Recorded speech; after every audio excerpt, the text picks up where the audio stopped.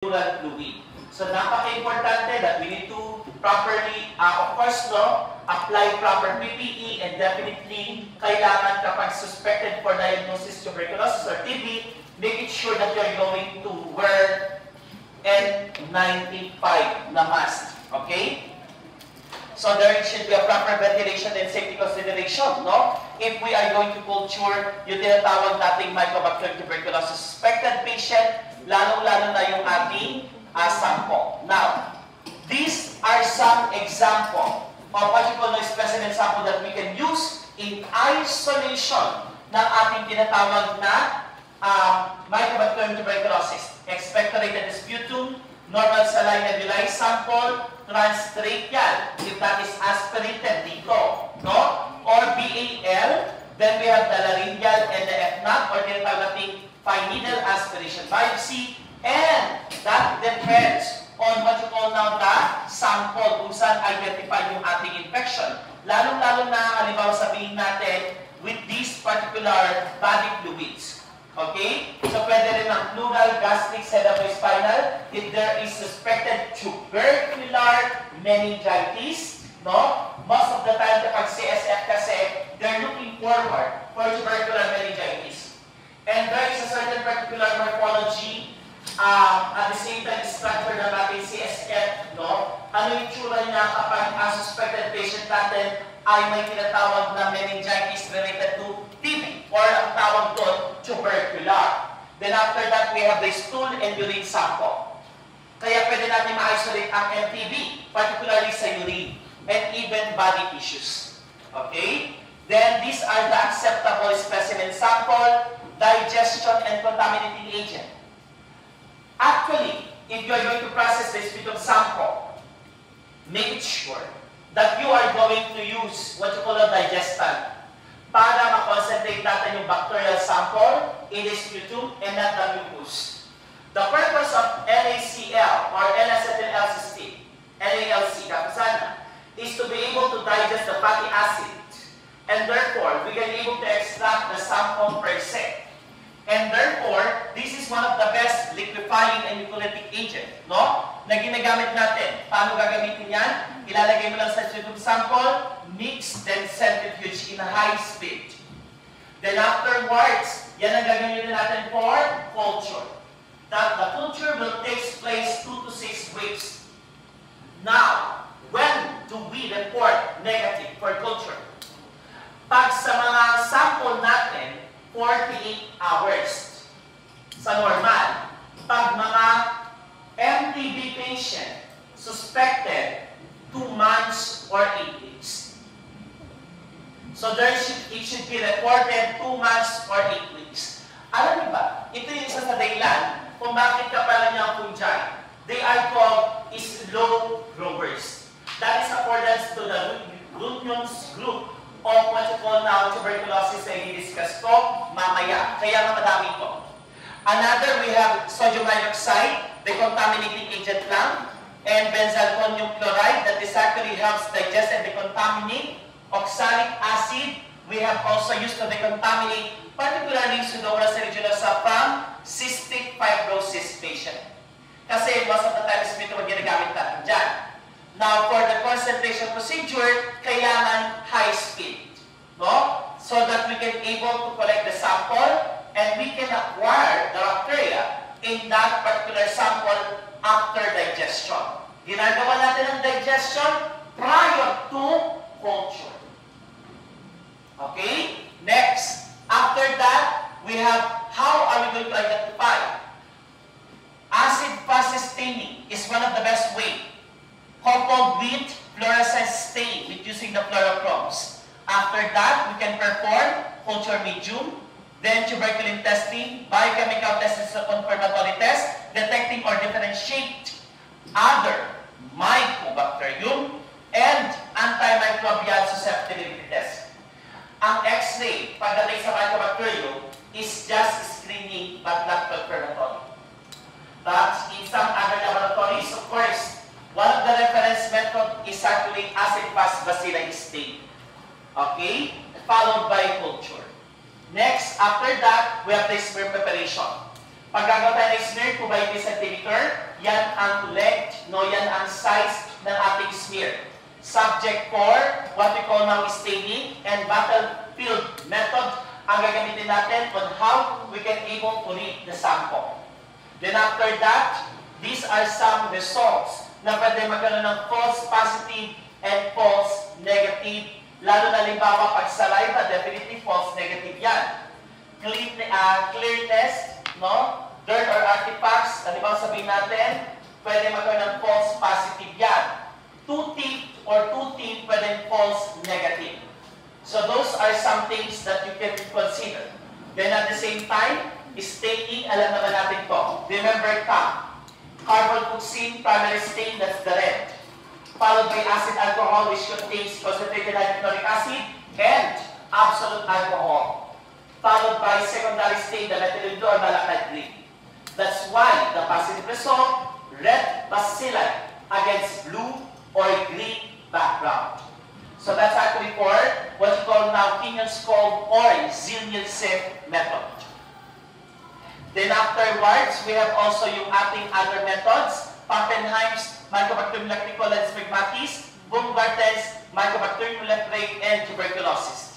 So Zilnielsen, makikita mo dito, and of course the reporting, this is the fluorescence staining using oramine glutamin, that is a fluorochrome stain. Makikita mo dito, they will able to present what we call now, yung tinatawag nating yellow-orange coloration. The yellow-orange coloration actually indicates the presence of bacteria. Now, the problem is, hindi nila masyadong sinasabi yung ginagamit na fluorescence staining is considered to be the reference method. Now, at the same time, there are other ways on how we can be able to report ang ating fluorescence method compared kay acid fast. Kasi pag kay acid fast, we're going to count, no? 100 fields. Pag isa, ang nakita mo out of 300 per oil immersion objective. That is repeat collection. WHO recommends 3 consecutive days for suspected MTB patient or tuberculosis patient. And that should be analyzed with deep cup expectorate. Kailangan mag-mouthwash yan. Then after that, collect the sample in a wide-mouthed, sterilized container to avoid contamination. After that, check natin. How to report in acid fast? Pag isa na kita mo, repeat collection. Pag 1 to 9 per 100 pills, positive 1. Pag 1 to 9 per 10 fields, positive 2. Pag per field, 1 to 9, positive 3. Pag more than 9 per field, positive 4. The positivity increases, that is directly proportional sa severity of infection suffering from tuberculosis. Okay? Dito may iba tayong parameter, how are we going to report? Okay? So that's actually for fluorochromes. And this is actually the oramine glutamin stain. And after that, ito yung sinabi ko, reporting. Kababanggit ko lang kanina. Next, so this is actually what we call now DOH naman. Pag 0 no AFDC in 300 visual, positive 1 and 1 to 9, 1 positive 10 to 99, 2 positive 1 to 10 per at least 50 visual fields, positive 3 more than 10 in at least 20 visual fields. So, iba kay DOH. So, tatanong mo, yung una, eto ang memorizing. Eto siya. Kasi, dito, eto yung sinasabi ko sa inyo na kailangan nyo i-memorize kapag ito ay acid fast stain. Eto naman kapag fluorochrome stain. So, magkaiba sila ng report. Nakuha, parang daming memorize, no? Nahirapan na kayo sa gram-positive bacilli, dagdag pa si Mycobacterium. Diba? Then after that, quality control, nasabi ko na ito. Hindi ko na alam kung nasabi ko sa inyo. If we're going to collect specimen sample, make it sure that how can we differentiate sputum from saliva. Take this out. Pag sputum, more than 25 WBC, less than 10 epithelial cells. Ulitin ko. more than 25 WBC, less than 10 epithelial cells. Pero pag ito naman ay saliva, more than 25 epithelial cells, less than 10 ang WBC. Because there is what we call now scoring on how we can able to identify if that is sputum or saliva. Sir, anong gagawin kapag ito ay saliva? Repeat collection. Sir, question. Pwede po ba mag-collect in the afternoon for acid fast? Tingnan nyo mabuti. Kasi most of the time, samples are collected early in the morning. So that accuracy of the result can be validated. Okay? Next, let's have culture media. For our culture media, may egg-based and agar-based. Ibig sabihin ito, pag sinabi natin egg-based, protein-based. Ibig sabihin ito, our bacteria, particularly MTB, are fastidious that requires a high protein content para sila ay dumami. LJ media, Betrignani, and ATS and Dorset are what you call now culture-based. They are egg-based. Ang agar-based natin, middle root. These are plated. Meron naman dito plated and tube media. Okay? Pinagalitan ko nga yung mag-perform sa akin. Ano ba yung pinipare nila? Pinagalitan ko yun na DHI. DHI ba yun? Sabi ko, bakit nilagay yung sa plate? Munti kong tinapon silang pala sa kanila. Ano kayo papasa sa akin? Hindi pala lang BHI. Sabi ko. Sir, bakit? Tingnan nyo nga kung ng BHI, mag-google naman kayo din yung gawa na kayo ng gawa. Bro, chicken sa tube media. Kakaya kayo, paano kayo ipapasa? Sabi ko. See? Magbasa kayo. Pag hindi na ituro sa inyo yun, ako kasi sinabi ko, pag-vlog, laging tube yan. Ha? Nakakahiya, mag-i-intern ka, pag pinag-prepare kayo, lalagay mo sa plate. Tapos, kakahiya kayo. Sabi ko sa akin. Paano kayo ipapasa yan? Diyan pa lang, hindi nyo na alam kung itsura ng media. Pag-brought laging tube, wala tayong plate. Lahat ng plate mga solid yan. Ha? Kasi, dahil kailangan nila confirm, wala kaming bile esculin. And I need bile esculin for 6.5% NaCl tolerance test. O, saan yun? Pinatwist ko na yun, ha? That's actually for enterococcus and differentiating enterococci and non-enterococci. Diba? Naalala? Kaya yun. Kaya pinapa-identify ko sa kanila. Pero nakita ko, alternative for bile esculin for salt tolerance is BHI. Kaya importante, huwag tayo maging ignorante sa media. Lalo kapag kayo ay nag-work in other country, maluloka kayo. McBride. Ano ba sa McBride, sir? Sige nga, ibibigay ko yan bukas. McBride is for the isolation of Listeria. Very good! Listeria monocytogenes. Nasa notes ko ba yun? Yes. Good. Sige, tanggalin na natin sa quiz. Kasi alam niyo. So, nasama mo talaga. Binibitin mo kami. Okay.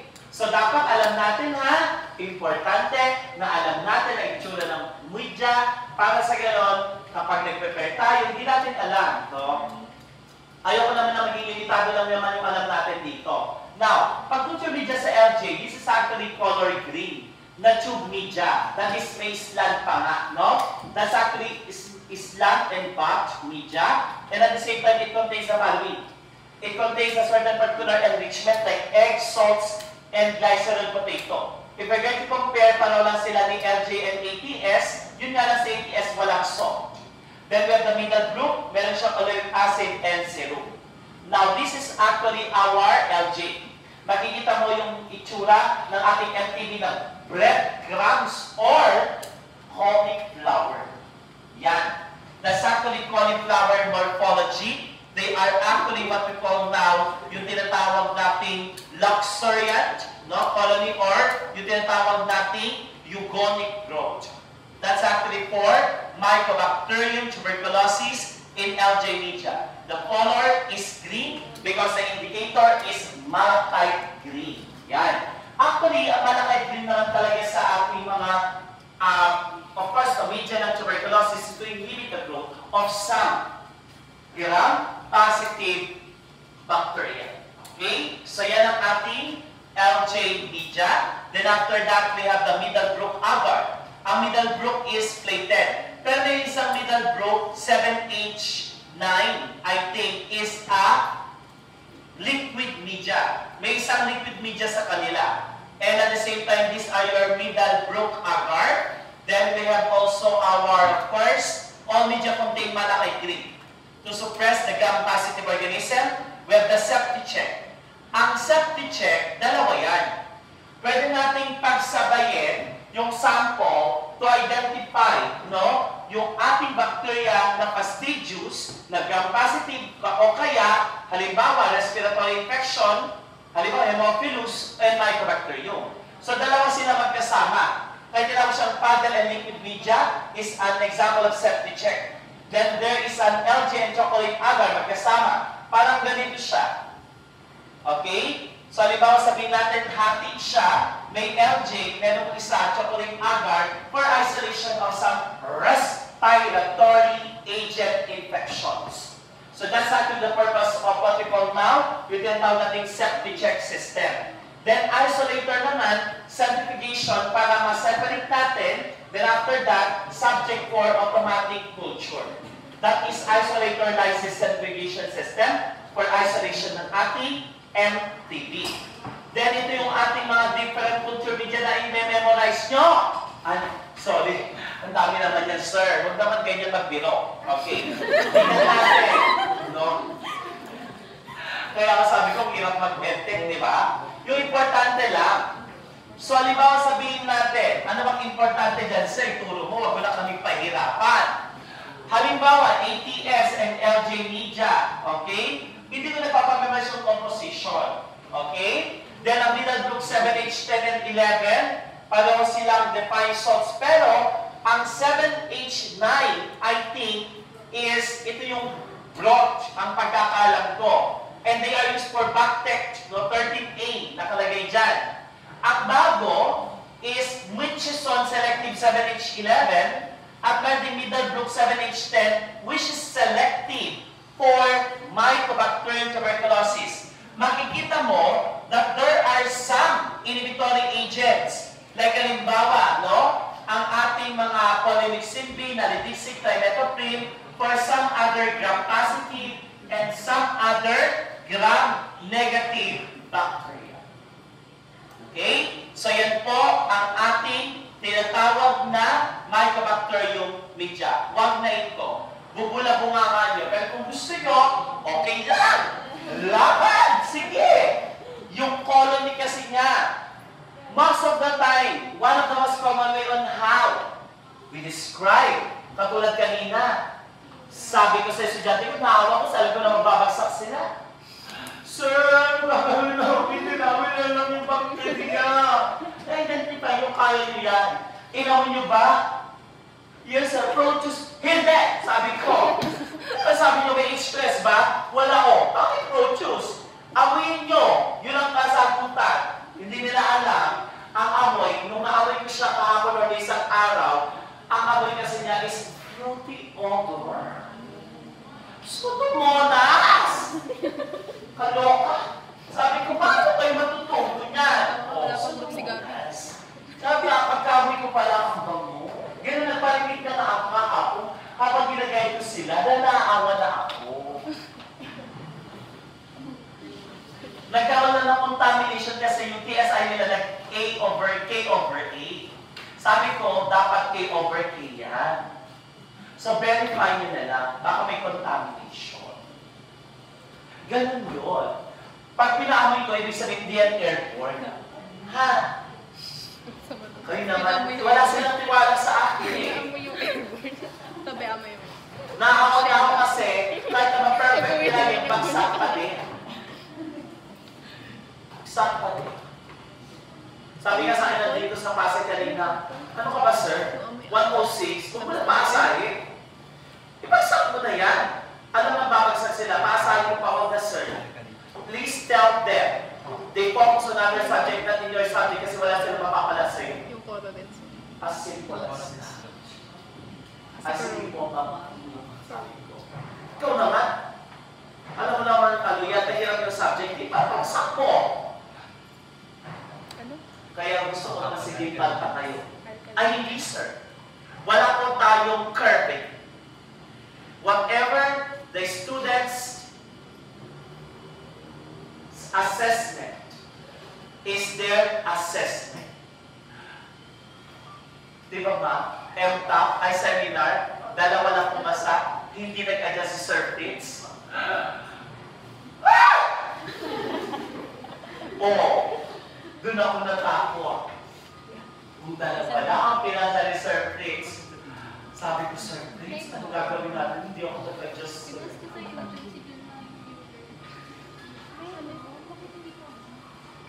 Hindi kayo natatakot pa. Pag nalaman niyo na yung grade sa internet, na kayo natatakot. Kailangan sa finals, 106. Eh, hindi pa huli ang lahat. Kaya pa yan. Basta ang grade nyo ng mid-prelims ay line of 7, lalaban pa yan. Pag line of 6, kailangan mong hindi matulog forever. Hanggang December 15, bago pa Christmas Day. Kung gusto mong pumasa, walang college weekend eh. Ayun na. Ganon. MJ, Sir, updated ginagawa dyan. mo kaming tangan na, yung college week para sa inyo talaga. Pero wala kasi talaga, hindi ko alam eh.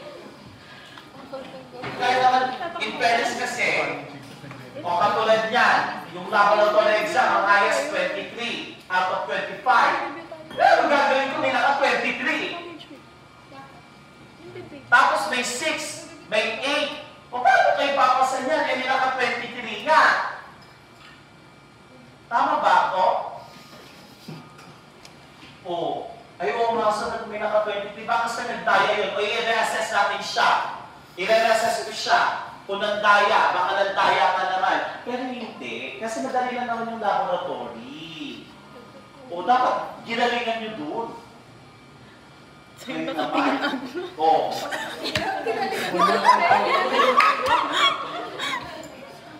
Kasi, ito ha, ang masakla. Kapag nag-adjust na ako at may sobrang taas na, baka si Doc hindi na maniniwala, sigurado ko sa nakaganito ito, dapat sabayan nyo sa alon. Pag medyo mataas ang highest nyo, dapat gumagulong din kayo. Hindi nandun siya, nandyan siya. Malalaman natin yan bukas sa gram positive basilan. Okay? So good guys, sige, last 5 slides para makapag-review pa kayo. Eto, pinapakita dito yung levels of laboratory services. Na pagdating na sa pag-identify natin ng ating bacteria, specifically Mycobacterium, is that ang level 1 kasi is more on specimen collection lang. Ang level 2, microscopy, at ang level 3, they can culture and specifically identify and confirm a certain suspected patient for MTB. That's actually the leveling. Now, cultural characteristics. Mycobacterium tuberculosis is low cover. That is one particular characteristic, same as true with fungi. Kaya nga, myco is fungi. Then after that, 10 to 20 days at 37 degrees Celsius, small, dry, underlying warty colonies. Cauliflower backed in LJ. We call that eugonic, luxuriant, no? Rich in glycerol, backed to characterize and differentiate with other bacteria. This gonic is kind of smooth, sometimes other are fast grower. Ito yung eugonic growth. Yan. And at the same time, liquid media. This is one of the best. Because once we have been able to identify bacteria, positive ng acid fast, we can perform liquid. Kaya nakalagay dyan, that is considered to be the confirmatory, the gold standard method, to be the inoculated. Pag talagang acid fast. Then after that, 37 degrees Celsius, more than 6 weeks. Medyo matagal, pag septic check. Yun yung dalawa. MGIT. MGIT, may ibig sabihin yan, nung ginugal ko, according to Rodriguez. This is a test that will identify the presence of tuberculosis. At dito, makikita mo yung positive result as may fluorescence sa baba. Okay? So makikita mo, MGIT is just a screening test which will able to identify fluorescence below the tube, no? Of this particular tube called MGIT, producing a fluorescence result. Pangalawa, BACTEC, that is more than 10 growth index, particularly the sample. Fluid sample, blood is due. So pag BACTEC, ganito siya. Okay? Tapos minsan mag-a-alarm. Okay? Makikita mo yung media natin for BACTEC. Then after that, we have also septic check, inverted regularly, turbidity lang. Depende sa media kung anong ginamit natin sa septic check. Continuous monitoring, positive growth, middle group 7H9, turbidity. Another, ano ba yung ginagamit ko naman sa laboratory? Gen Expert. Gene Expert. The Gene Expert is a PCR method. It's a molecular that will able to identify your MTB. Meron na ito sa mga health centers. We call that Gene Expert. Okay? So, ginagamit natin yan confirm. Aside from acid bacilli, we can use molecular. We call that Gene Expert. Okay? That is for MTB. Then after that, kapag may growth na siya, ang susunod dito, ito yung middle group 7H9 natin. Then that's actually for 7H9. Ito yung sinabi ko sa iyo kanina. Then after that, we can perform identification of Mycobacterium. We can identify by the following colony. Importante yan. Like halimbawa sabihin natin, there are colony of the Mycobacterium na may smooth and soft. Sometimes wrapped. Mycobacterium tuberculosis, pag nakita natin to, they are actually cordy. They have the curved, na sinasabi natin serpentine factor because of the curvy strands. And Mycobacterium intracellular, they have a fried egg morphology colony. So these are some example of what you call now growth ng ating Mycobacterium. So the next day, after that, we can perform identification as if they are rapid or slow growers. This particular growth of MTB give rises on how Runyon's group classification, Runyon, R-U-N-Y-O-N-S, on how they classify MTB. Kasi pag rapid growers, less than 7 days. Pag ito ay slow growers, more than a week.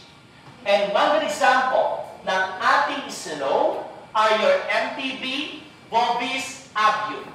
Temperature helps narrow species, or we can able to what we call now filter and identify a specific organism.